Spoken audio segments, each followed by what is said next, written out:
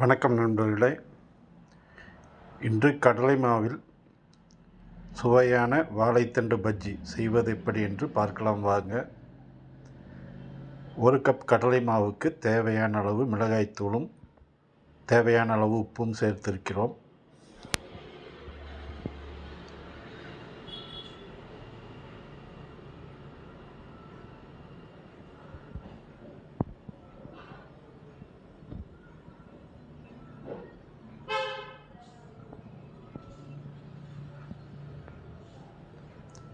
அதனுடன் தேவையான அளவு தண்ணீர் சேர்த்து பஜ்ஜி பதத்தில் மாவை கலந்து கொள்ளவும். இது ஒரு சுவையான ஆரோக்கியமான வாழைத்தண்டு பஜ்ஜி.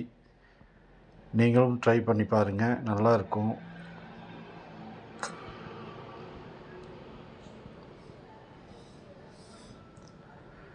நன்றாக மாவை கலந்து கொண்ட பின் ஏற்கனவே சுத்தம் செய்து நறுக்கி வைத்துள்ள வாழைத்துண்டுகளை ஒவ்வொன்றாக சூடான எண்ணெயில் போட்டு பொரித்து எடுக்கவும்.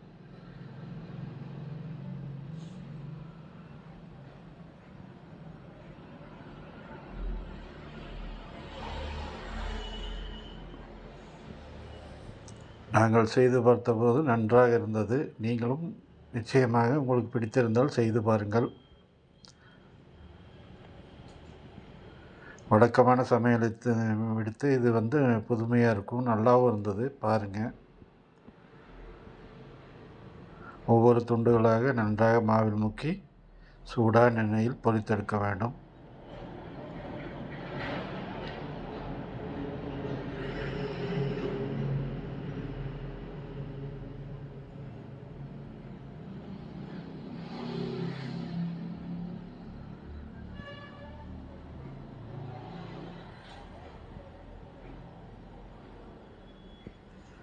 நன்றாக சிவந்த நிறம் வரும் வரை அதில் வேக விட்டு ஒவ்வொன்றாக எடுத்து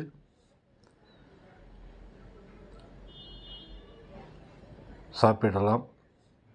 இந்த வீடியோ பிடித்திருந்தால் லைக் பண்ணுங்கள், கமெண்ட் பண்ணுங்கள், ஷேர் பண்ணுங்கள், சேனலை சப்ஸ்கிரைப் பண்ணுங்கள். இதுவரை பார்த்த உறவுகள் அனைவருக்கும் மிக்க நன்றி.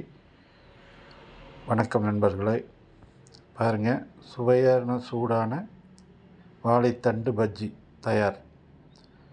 நீங்களும் ட்ரை பண்ணி பாருங்கள். இந்த வீடியோ பார்த்ததுக்கு ரொம்ப நன்றி. வணக்கம், பாய்.